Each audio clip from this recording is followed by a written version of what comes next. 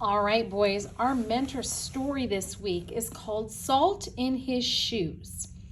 This is a true story about the great famous basketball player Michael Jordan as he pursued his dream of being a basketball player. This story is written by his mom, so you know that it is a true story because she's telling exactly what happened. And his sister drew the illustrations. So we can look at the cover of this and see this is a young Michael Jordan playing basketball outside, it kind of looks like. But what an interesting title, Salt in His Shoes.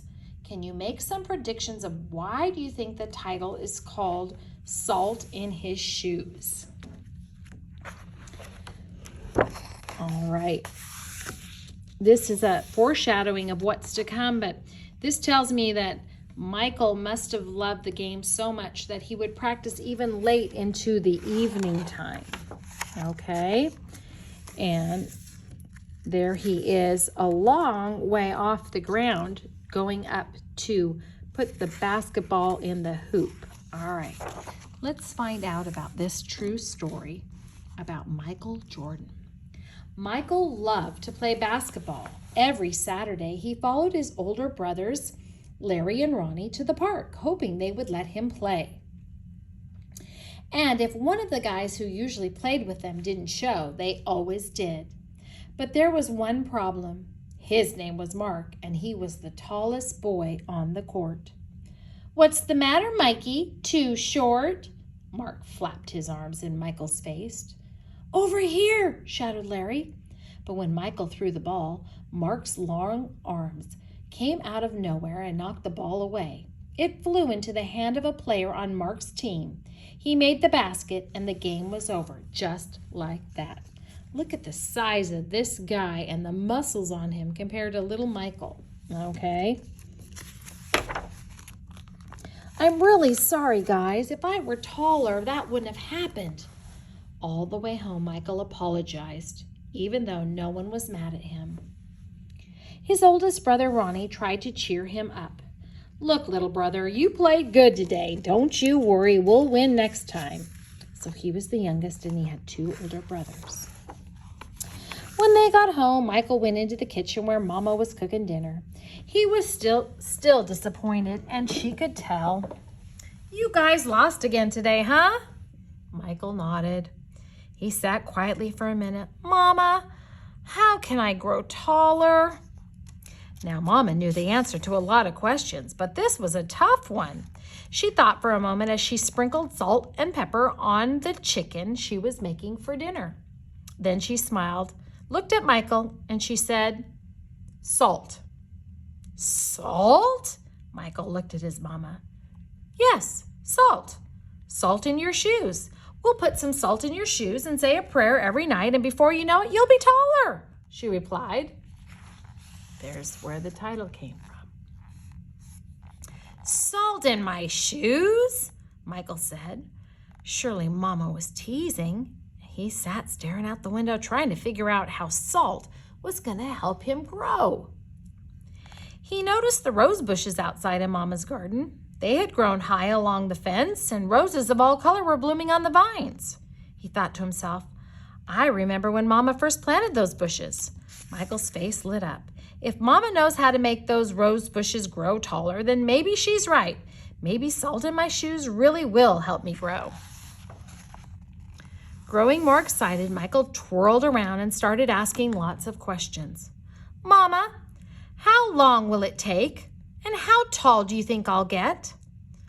Smiling, Mama sat down next to him and explained, "In order for this to work, Michael, the most important things you have to do is be patient and listen to what I tell you. And of course, say your prayers every night." Listening carefully, Michael shook his head. "Okay, Mama, I'll be patient. But what does saying my prayers have to do with it?" "Oh, good question."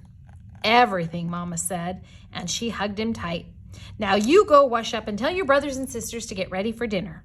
Michael dashed out of the kitchen, almost knocking over his father, who was walking in. "What's he up to?" asked Daddy. "Oh, the usual," laughed Mama. "He's chasing a dream." What's his dream, boys and girls? Boys, it's his dream is to play basketball and be good at it and grow tall. Later, during dinner, Mama noticed that Michael was barely eating anything. He was already daydreaming of being taller. "Michael, first things first, you won't grow if you don't eat, especially your vegetables," Mama said. "But I'm not really hungry," he said. Raising her eyebrows, Mama gave him a stern look. Slowly, Michael picked up his fork and began to eat. Minutes later, his plate was clean and he was asking for more. That evening at bedtime, Michael set his favorite game shoes on the floor next to the growth chart hanging on the wall. Then he put on his pajamas, said his prayers, and he jumped into bed. When Mama came in, Michael was fast asleep. By the look on his face, she could tell he had already was dreaming about basketball. Sleeps with his ball. And what's Mama doing? Standing by his bed, Mama sprinkled some salt in his shoes. Then she prayed to Jesus quietly over him as she did all her other children. Dear God, please help Michael to be the best he can be and to give his best in all that he does. And Lord, could you please make him just a little bit taller tomorrow than he was today? Thank you. Amen. After that night, Michael wore his favorite game shoes everywhere he went. He wore them to church. He stopped going to the park with his brothers on Saturdays. Instead, he would stay home and he started practicing and practicing and practicing. He wanted to grow a few more inches before he went back to the park. After 2 months of practicing and waiting patiently and praying, Michael stood next to the growth chart on the wall. Nothing. Absolutely nothing. He hadn't grown an inch. He was so disappointed, but he did not stop believing that it would happen. I've just got to be patient and give it time, like Mama said, Michael thought to himself, and that's what he did. 2 more months of practicing went by, and still he didn't grow. Now Michael was becoming a little sad. Not only had he not grown 1 inch, but he also missed playing basketball with Larry and Ronnie. About the only thing he didn't miss was being picked on by that big kid, Mark. When the next Saturday came, his brothers tried to get Michael to go with them to the park, but he wouldn't budge. Mama had begun to worry. When she saw Michael sitting alone on the steps, she said to Daddy, "Maybe you should go out and talk to him." So Daddy went out and sat with Michael. "Hey, son, what's wrong? You haven't gone to the park with your brothers for a few weeks now. Are you okay?" Michael didn't say anything at first. Then he looked at Daddy and said, "I thought I would at least be a few inches taller by now. I did everything Mama told me to do, but nothing's happened." "Michael, why do you want to be taller?" Daddy asked. "Oh, if I were taller, I'd be a great player, and I could help our team win," Michael said. "But you are a great player, son, and you've already have everything it takes to be a winner right in here." And Daddy tapped Michael on the chest. "Being taller may help you play a little better, but not as much as practice, determination, and always giving your very best. Those are the things that will make you a real winner." Michael thought about what Daddy said for a minute, and then suddenly he jumped up and took off. "Where you going?" Daddy yelled at him. "I got a game today and I'm late," Michael yelled, and he raced off. When Michael reached the park, the game had started. He sat on the bench hoping he would get a chance to play, and he did. The game was almost over and the score was tied when John, one of the guys on Michael's team, fell and hurt himself. Here was Michael's chance. Michael joined his team in the huddle as they gathered on the sideline for a timeout. "Okay, the game is tied. All we need is 1 point. Who wants to take the shot?" Ronnie asked. He looked at Michael's direction. Feeling more confident than ever, Michael said, "I'll do it." When the whistle blew, oh my goodness, boys, look at the difference of these two. When the whistle blew, the game began again.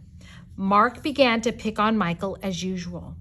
"Still trying to play with the big boys, huh?" Mark teased him. But Michael paid no attention. Taller or not, he had been practicing, and today he was determined to win. Larry threw the ball inbounds to Michael. Michael caught it, bounced it off for a moment, and then took off running. As he approached Mark, Michael shifted to his right. Mark followed, but while he was still shifting, Michael spun to his left. He stepped behind Mark and shot. The ball arced far above his opponent's hand and fell silently through the hoop. 2 points! The game was over. Michael's team had won! It was just as Michael had dreamed. Look at this shot right here, the littlest boy making that shot. When he realized what he had done, Michael took off running, and he didn't stop until he reached home. Busting through the door, he shouted, "I did it, Daddy, I did it. I shot right over the tall guy's head, and we won the game." Running in behind him, Ronnie and Larry joined the celebration. "That's right, little brother, you did it. You won the game for us." Michael remembered the look that Ronnie gave him during the last time out of the game and said, "No, we won the game, but I was the star." They all laughed. After that day, Mama stopped putting salt in Michael's shoes. But Michael never stopped being patient and waiting hard and praying. So that must be what made Michael grow to be 6'6" tall and a basketball superstar. So 6'6" is as tall as Taylor, and Taylor cannot slam dunk the ball into the hoop. Michael Jordan was a very, very talented basketball player and one of probably the best NBA players of all time. And you will read more about it, because you would think that as hard as he practiced when he was a little boy, that he was probably really good in high school. And then he went on to college, but you're going to find out what happened, because he hit some more roadblocks along the way. Okay, great story. Salt in his shoes, told by his mother. I hope you liked that story today, boys.